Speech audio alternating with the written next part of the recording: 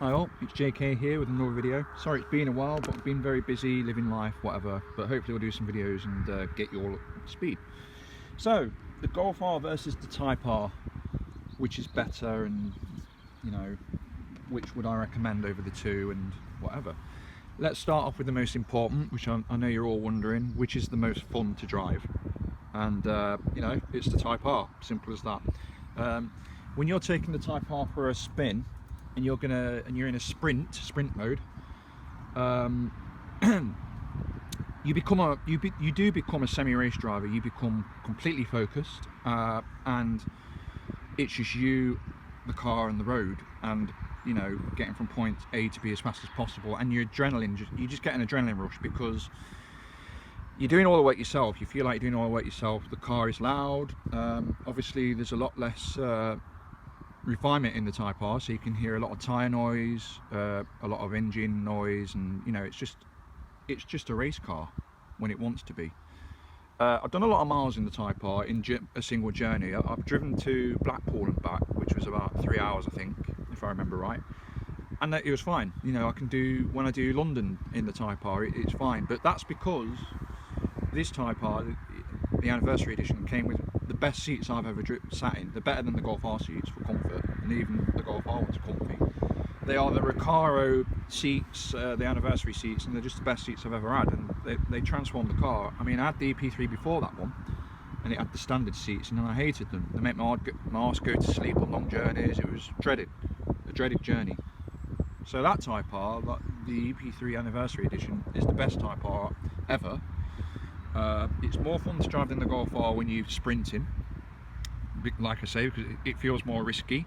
If you saw my Golf R POV test drive video, I loved it. I was having a great time, but I did things in that the Golf R on B roads that I'd never do in the Type R because the grip it affords you and the power. So, but it never felt, because of the lack of risk factor, it felt less fun to drive, which is what people are saying. Also, the gearbox and on the EP3 is the best I've ever driven. I mean, I've driven Ferraris and whatnot. Well, I say Ferraris. I've driven a 360 Modena with an F1 box, and that was crap, to be honest. The Golf R beats that, obviously, but where gear shift is concerned. But you know, mechanical feeling. I've driven the Type UK 500. That's a really good box, but the clutch was really heavy on that, so I felt that uncomfortable. Whereas the clutch on the Type R is very smooth and it's very light, so it's the best car I've ever driven, and that includes the new FK2 Type R. I'll link the test drive on this video as well, because I did a test drive video on that. And to be honest, I hate that car. I really don't like it. You sit in it, it feels big, it feels bulky. Where the Golf R and the Civic Type R EP3 feel the same. They feel small. They feel like hatchbacks. To me, the FK2 it just felt too big and bulky, just like the Mercedes AMG A45. So basically, the Type R is more fun. It outperforms the Golf R in handling as well. I mean, as you can see from this video, the Golf R is taller than the Type R. Look at the roofs, the taller, the wing mirrors are slightly higher. The wheelbase is the same, but the body roll in the R is I took the R for a spin the other day to work, and I gave it a yank on the wheel, and the body roll shocked me. It was quite noticeable. I wouldn't say it's bad, but basically, if you're going to buy a Golf R, get the DCC, the dynamic chassis control, if you're going to track drive. Apparently, comfort mode isn't very good in it, doesn't make it feel any smoother, but sport mode tightens the dampers and makes it feel more sporty. So definitely get DCC. But in my test drive, I obviously had DCC in it, so it'll be interesting to go on the same road that I did the test drive in and see how it compares, which I'll probably do later today. So yeah, the fun drive and sports wise, the EP3 is better and more fun to drive. So next I'll go over looks. What I'll add is, well, the only way the EP3 could be better, and the thing that I love about the Golf R, is the four-wheel drive system. So Honda, if you're watching this video, you need to go back to the EP3 and you need to make it four-wheel drive. We used to say back in the uni days, because obviously that car is 10 years old now, if the EP3 was four-wheel drive, it would be the ultimate car. And it's as simple as that. Make it four-wheel drive and that car will be amazing. Right, on to looks. So looks, as you can see, the front of the Golf looks awesome. I really love those headlamps. I love the stripe from lamp to grille to lamp again. The big VW badge, could be a bit smaller actually, I think it's a bit big, but that's my personal opinion. The air intakes look aggressive, it's just great. The Type R looks more reserved. Back in the day it wasn't aggressive, it was quite aggressive looking, I guess. Certainly more aggressive than a Jazz or a standard. I mean, that grille was really nice on the Type R and it was one of my favourite features of the car as well. But which one is better looking from the front? In my opinion, I'd have to say the Golf. I prefer the shape of the bonnet as well. But then when we go to the sides of the vehicle, I think the EP3 is better looking. And it's because it looks nimbler, it looks more lightweight, it looks basic. It's, you know, I'll show you the Golf in a second, but the wheels look better for a start. This is just my opinion, you might disagree. I think the Golf R wheels are attractive, but I'll be very honest with you, when I bought the Golf R and I was looking at the options list, and you know, you do what you do, don't you? You ask your friends and your family, what do you think to these wheels? You know, they're an extra £1,000, is it worth it, or what do you think? And you know, it was 70-30. 30% said they prefer the standard wheels and 70% said they preferred the Pretorias. I was 50-50 personally, but I mean, the Type R wheels, I fell in love with this car when I first looked at it. There was no looking at it and thinking, oh, should I buy it, shouldn't I? It was a case of I wanted it and I wanted it now. I was 19, got my first insurance quote for £7,000, and then that was it.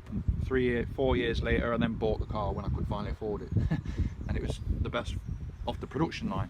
But from the side, I think the Type R is better looking. The spoiler really nice, the wheels really nice. It's aggressive looking obviously, but whereas if we look at the Golf R, it looks slightly odd, and I think it's because the engine bay is a lot longer, sticks out a bit more, or it seems like it does, and I think it's the height of it. It's because it's higher, and it's the spoiler as well. I mean, the spoiler is a bit of a joke if you ask me. It's not. I'm not sure if they did that to make it look more refined or to make it look less stated. If you recall, that one of the reasons, obviously I love the car to drive, but one of the reasons I chose this car is because I go to certain questionable areas of London and Leeds and Birmingham and whatnot, and the idea was to buy a car that was understated. Well, I'll be honest with you, the Golf R fails there. It turns heads, it gets people wanting to race you, you know, knobheads that bloody up your arse and then overtake you and cut you off and like, laughing their heads off sort of thing. And it's like, I didn't really want that. I wanted more power when I wanted it and grip, but otherwise I can drive and not be bothered at people looking at me. So as a consequence of that, I tend to take my Land Cruiser everywhere and leave the Golf here under its cover. So, but you know, that might not bother you, but it bothers me a little bit. But from the side, I find it looks a little odd. I always have done. It's one of the reasons that I kept looking at the car and thinking, you know, I'm a sort of man who sees something he likes and goes and buys it. I don't fart about doing test drives, and I don't fart about, you know, oh, what do you think? I know what I want and I go and get it. Simple as that. I mean, the Type R, I didn't even test drive it. I just knew it was the car for me. But with this car, the side looks odd to me, so I don't like it at all. So now the rear of both cars. Then there's the rear of both cars. I love it. I love the rear of both cars. The Type R's got the aggressive spoiler. It's got the as you can see there, the stock exhaust, which I really like. The rear lights aren't the best looking, but you know, I think they've aged quite well. The whole car's aged really well. I mean, to this day it gets attention when I go out in it. I even get people at the petrol station approach me and say, wow, how old's the car, how long have you owned it, all that jazz. But the Golf R, I mean, I really love the 4 exhaust. It's one of the first things, the thing that made me fall in love with the Golf R first of all, or should I say caught my eye, was the front and rear. I really love the suspension and not suspension, I love the 4 pots at the back, and it just looks serious. I love it. And the lights are nice as well. I really like the Will they age well?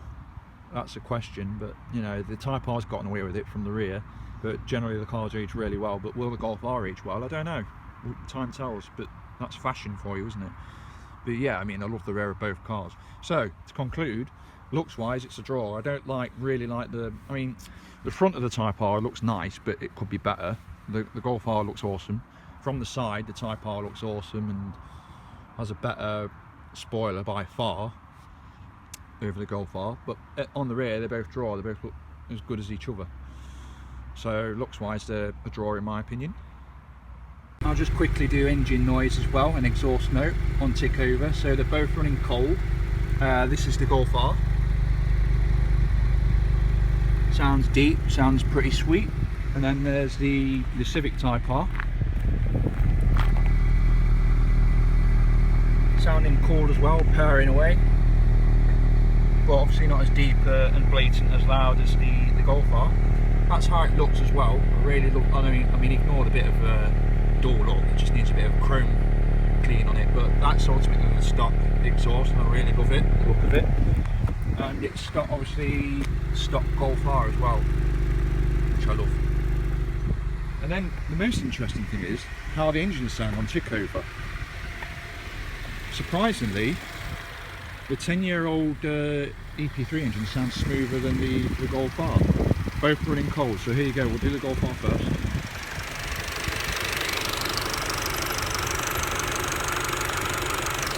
Ticking over nicely, but it reminds me of a diesel engine for some reason. And then there's the Type R.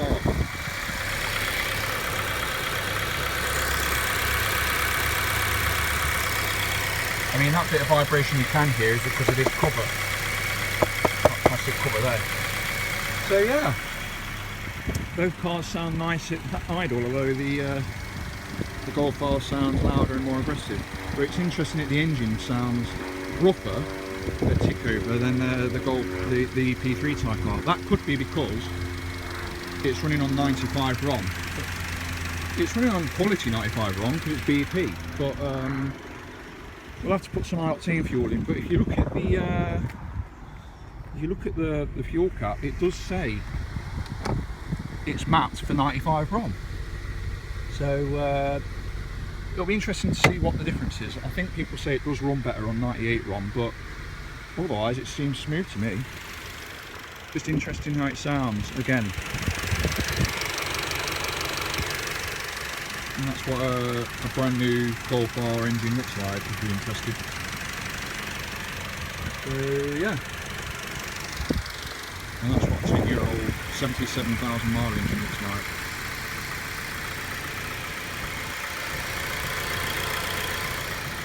So to conclude, which do I prefer?